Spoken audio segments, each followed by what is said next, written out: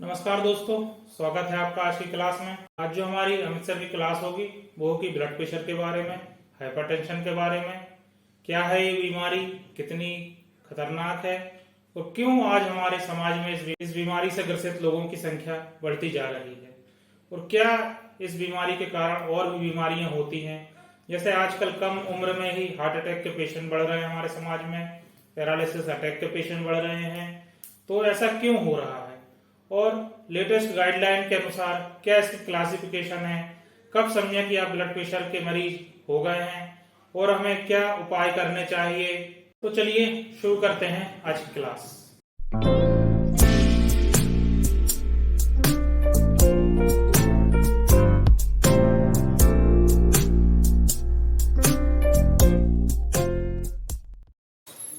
आज का टॉपिक है हाइपरटेंशन। सबसे पहले अपन ये समझेंगे कि ब्लड प्रेशर क्या होता है। ब्लड प्रेशर जो आर्टरीज हैं, आर्टरीज पे जो फ्लोइंग ब्लड है, फ्लोइंग ब्लड जो है ना लेटरल प्रेशर प्रोड्यूस करता है। जो फ्लोइंग ब्लड है, जो वेसल्स है, वेसल्स की वॉल पे जो प्रेशर प्रोड्यूस करता है उसको बोलते हैं ब्लड प्रेशर। ठीक है।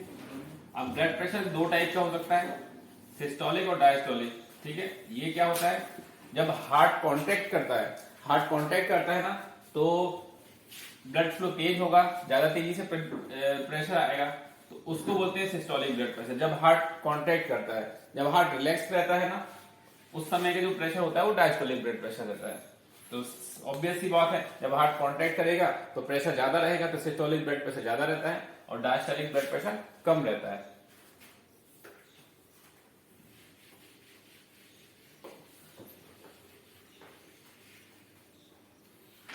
ब्लड प्रेशर नापते कहाँ पे हैं इसमें?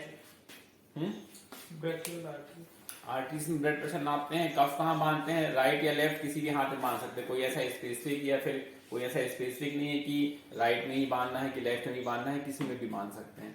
ठीक है। बट ये देखना रहता है कि अपन को पल्स वॉल्यूम दोनों हाथों में बराबर है कि नहीं। अगर पल्स वॉल्यूम दोनों हाथों में बराबर नहीं है तो या फिर कोई सस्पेक्टेड है पेरिफेरल आर्टेरियल डिसीज, तो फिर उसमें दोनों हाथों में चेक करना पड़ेगा।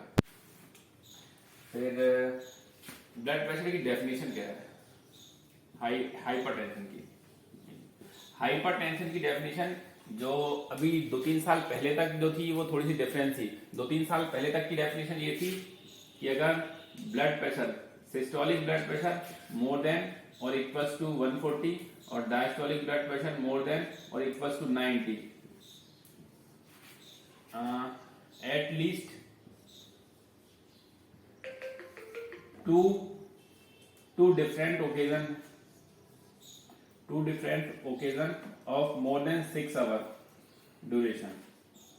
अगर किसी व्यक्ति का blood pressure systolic more than 140 milli MM of HG और diastolic more than 90 MM of HG, दो डिफरेंट ओकेजन पे आ रहा है और उन दोनों ओकेजन पे मोर देन 6 आवर का डिफरेंस रहता है।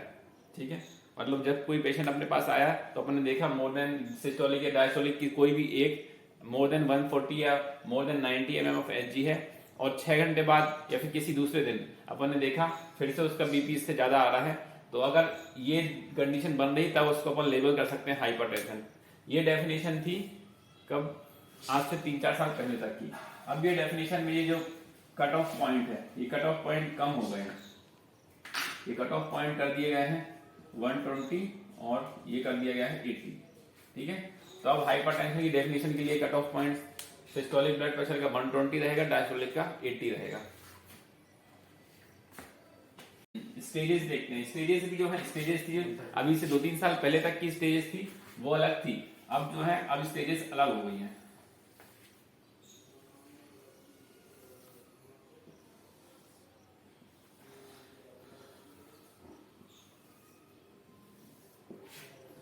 ये है सिस्टोलिक ब्लड प्रेशर, ये डायस्टोलिक ब्लड प्रेशर। नॉर्मल कब बोलेंगे, less than 120 MM of Hg, ये है less than 80 MM of Hg. Elevated, elevated कब बोलेंगे, 120 to 129 एमएफ ऑफ एचजी। ये लेकिन लेस देन 80 ही होना चाहिए डायस्टोलिक ब्लड प्रेशर। ठीक है। एक आते हैं hypertension stage 1, 130 to 139 mm of Hg, ये होगा 80 to 89 mm of Hg। Hypertension stage 2, more than 140, more than 90 mm of Hg, ये हाइपरटेंशन स्टेज 2 हो गई। एक होता है फिर अब hypertension crisis, more than 180 mm of Hg और more than 120 mm of Hg, ठीक है। यही 5 स्टेज हैं जो न्यूअर गाइडलाइंस में आई हैं। इससे पहले जो अपन ने गाइडलाइंस पढ़ी थी वो थोड़ी सी डिफरेंट थी। उसमें ये था कि 140 टू लेस देन 140 नॉर्मल मानते थे, 140 to 160 stage 1, 160 to 180 stage 2, more than 180 stage 3, ये थी। अब जो है टोटली चेंज हो गई है। अब अपन का बीपी का गोल जो है, गोल भी अपने का पहले अलग था।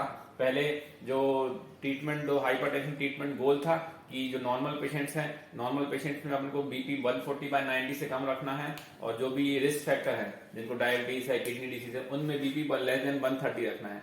लेकिन अपने जो लगातार रिसर्च करी, रिसर्च में देखा गया है कि जो मोर देन मतलब 120 टू 140 जो पेशेंट्स थे, उनके बीपी थे वो भी रिस्क फैक्टर थे, हाई इंसिडेंस ऑफ सीवीए और कार्डियोवैस्कुलर डिजीज के इंसिडेंस बढ़ रहे थे। तो अब जो गोल है, अब जो गोल टोटली डिफरेंट हो गए हैं। अपने को बीपी का गोल रखना है लेस देन 120/80। तो अगर 120 से ऊपर आ रहा है, मतलब 120 टू 129 आ रहा है, तो उसको अपन एलिवेटेड बोलेंगे। यहाँ पे लेकिन डायस्टोलिक बीपी 80 से कम ही रहना चाहिए। अगर डायस्टोलिक बीपी 80 से ऊपर आ रहा है तो डायरेक्टली स्टेज 1 हाइपरटेंशन में पहुंच जाएगा, ठीक है। और 130 टू 139 mm of Hg आ रहा है सिस्टोलिक ब्लड प्रेशर, तो वो स्टेज 1 में रहेगा। स्टेज 2 किसी भी तरीके से 140 पे ऊपर आ रहा है तो वो सीधे स्टेज 2 में आ जाएगा। तो आप अगर कोई पेशेंट आ रहा है, सीधे आप रीडिंग ले रहे हैं, रीडिंग में अगर 144/92 आ रहा है, तो डायरेक्टली उसको बोलेंगे आप हाइपरटेंशन की स्टेज 2 में है, स्टेज 1 भी नहीं है सीधे। ये तो ठीक है, ये तो अभी अनकॉमन है 180 टू 120, लेकिन इस स्टेज में बहुत सारे लोग आ जाते हैं, ठीक है। सर मेडिसिन कब स्टार्ट करना है? मेडिसिन का गोल यही है अब वहीं से स्टार्ट? हाँ, अपन को अगर ये तो स्टेज 2 में है तो इसमें तो आपको मेडिसिन चालू करनी ही पड़ेगी, ठीक है। इतना तो आजकल 80% पॉपुलेशन का ही है। तो वही तो देखा गया है ना, इसलिए तो आजकल कार्डियोवैस्कुलर डिसीज, सीवीए, यंग एज सीवीए से इतने इंसिडेंस बढ़ रहे हैं, क्योंकि अब गोल ही टोटली डिफरेंट हो गया है। रिस्क फैक्टर क्या क्या है? रिस्क फैक्टर है जो कि हाइपरटेंशन बढ़ा रहे हैं। क्या क्या रिस्क फैक्टर है? पहला, एज मोर देन 65 एक अपने आप में रिस्क फैक्टर है। दूसरा, डाइटरी हैबिट्स में हाई साल्ट एंड फैट और लो फ्रूट्स एंड वेजिटेबल्स।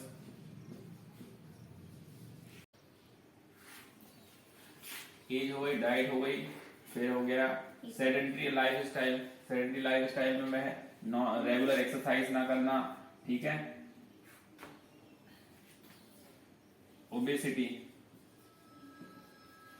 ओबेसिटी अपने आप में एक रिस्क फैक्टर हो गया, ठीक है। फैमिली हिस्ट्री ऑफ हाइपरटेंशन, ये भी रिस्क फैक्टर में आ जाएगा। इसके अलावा स्मोकिंग, उससे भी ब्लड प्रेशर बढ़ता है, और अल्कोहल, शराब सेवन से भी ब्लड प्रेशर बढ़ता है, और तनाव, स्ट्रेस लेने से भी ब्लड प्रेशर बढ़ता है। तो ये फिजियोलॉजिकल रिस्क फैक्टर हैं। इसके अलावा डिसीजेज हैं। डिसीजेज में क्या आएंगी? पहली, किडनी डिसीजेस जितनी भी होती है। अब किडनी डिसीज में क्यों बढ़ता है हाइपरटेंशन, वो आगे अपन बताएंगे। दूसरा, डायबिटीज मेलाइटस। तीसरा, वेसल्स वॉल डिसीज। अपन ने देखा था कि जो हाइपरटेंशन की डायग्नोसिस डेफिनेशन थी उसी में था कि जो फ्लोइंग ब्लड वेसल्स की वॉल में जो प्रेशर प्रोड्यूस करता है उसको बोलते हैं हाइपरटेंशन। तो कोई भी कंडीशन ऐसी आएगी जिसमें जो वेसल्स की जो वॉल है, वॉल थिक होती जाएगी या वॉल स्क्लेरोज होती जाएगी, जैसे स्क्लेरोडर्मा और क्रोनिक जो होती हैं, रोमेटॉइड आर्थराइटिस, SLE और ILD, इन सब कंडीशन में क्या होता है, वेसल्स वॉल की थिकनेस है, स्क्लेरोसिस है, वो बढ़ जाती है। उन कंडीशन में आपको हाइपरटेंशन मिल सकता है। तो ये हो गई डिसीजेस, ये हो गए फिजियोलॉजिकल कॉज जिसको अपन मॉडिफाई कर सकते हैं।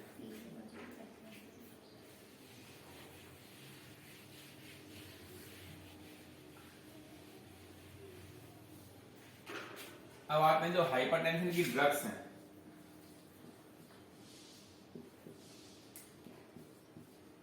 हाइपरटेंशन की ड्रग्स जो देते हैं वो काम कहां करती है और कैसे करती हैं। पहला अपन ड्रग्स देते हैं कौन सी, मोस्ट कॉमनली ड्रग अपन यूज कर सकते हैं एम्लोडिपिन।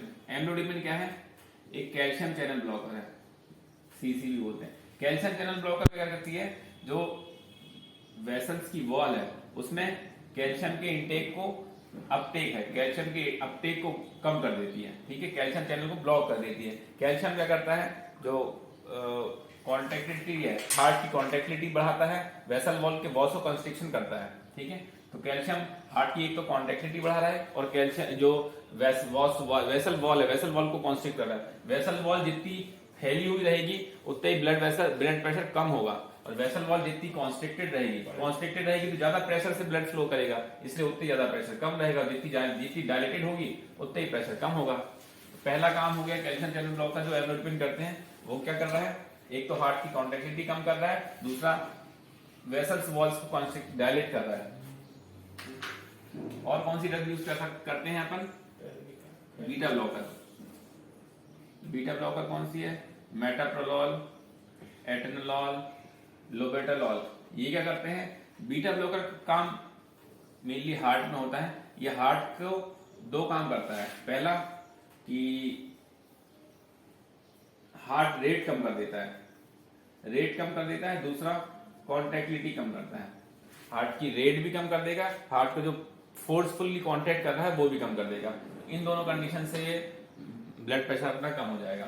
तो कार्डियक डिसीज में ये कॉन्ट्रैक्टिलेटेड नहीं है कुछ?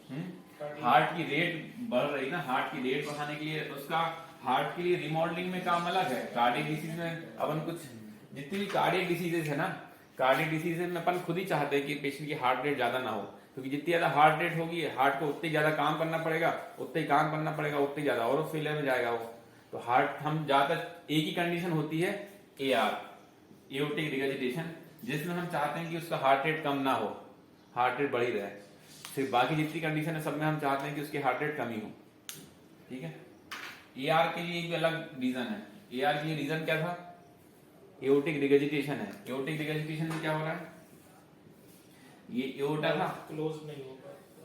एओर्टा में जो एओर्टिक वाल्व है, एओर्टिक वाल्व में लीकेज है, ठीक है। डायस्टोल में तो क्या होगा, सिस्टोल में ब्लड जाएगा, डायस्टोल में ब्लड लीकेज के कारण वापस आएगा। हमने देखा है कि जो सिस्टोल का जो टाइमिंग है वो तो सेम रहता है, डायस्टोल का टाइमिंग बढ़ जाता है। अगर पेशेंट की हार्ट रेट कम होगी तो डायस्टोल का टाइम बहुत बढ़ जाएगा।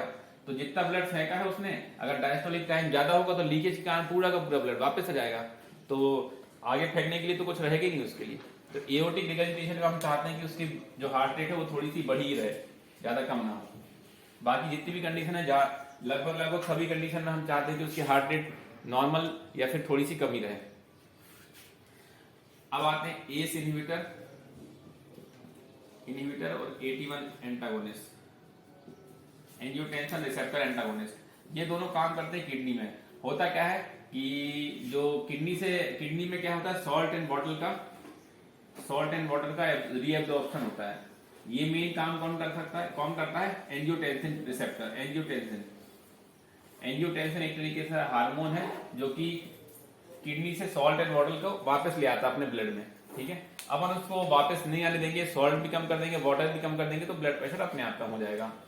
इन दोनों का ये ड्रग्स कौन सी है, कैप्टोप्रिल, रेमिप्रिल, एनालाप्रिल, और ये कौन सी है, टेलमिसार्टेन, ओल्मिसार्टेन, वालसार्टेन।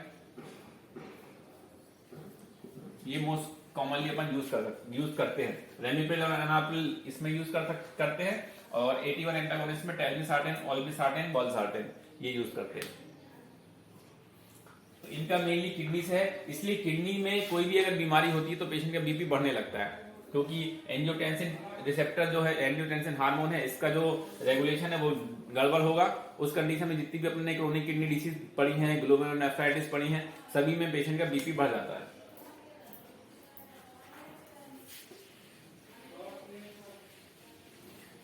इसलिए ये सीकेडी वाला पेशेंट होता है ना, सीकेडी के पेशेंट को हम बोलते हैं कि ये एस इनहिबिटर और 81 उसमें कंट्राइंडिकेट होते हैं, नहीं देते उसमें, क्योंकि वो किडनी में फंक्शन वैसे ही नहीं हो रहा है, ये और फंक्शन गड़बड़ करा दे सकती है उसका। और क्या करते, और कौन सी ड्रग यूज करते हैं अपन?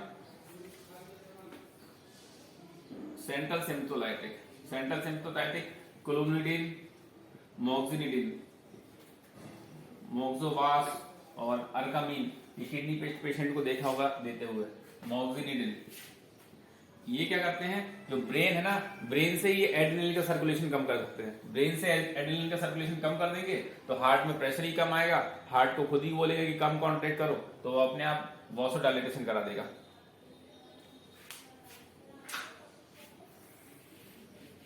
और ड्रग यूज करते हैं अपन डायूरेटिक का भी यही काम है लगभग।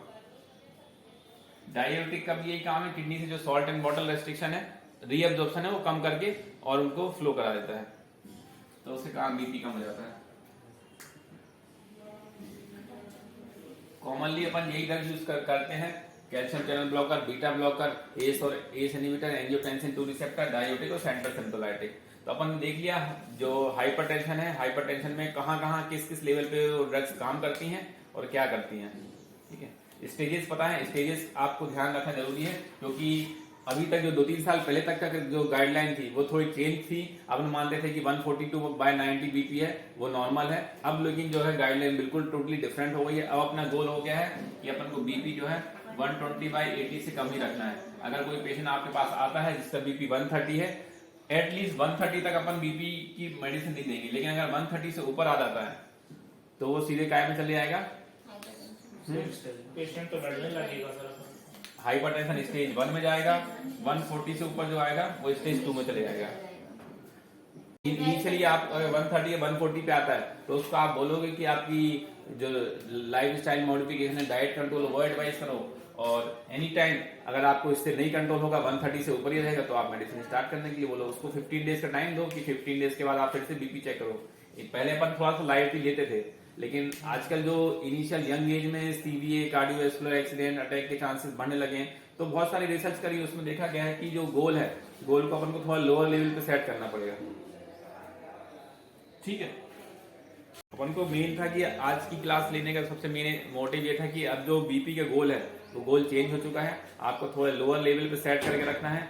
मेडिसिन और जो ड्रग्स हैं वो जल्दी स्टार्ट करनी पड़ेगी, लाइफ स्टाइल मॉडिफिकेशन, और पेशेंट को एजुकेट जल्दी करना पड़ेगा।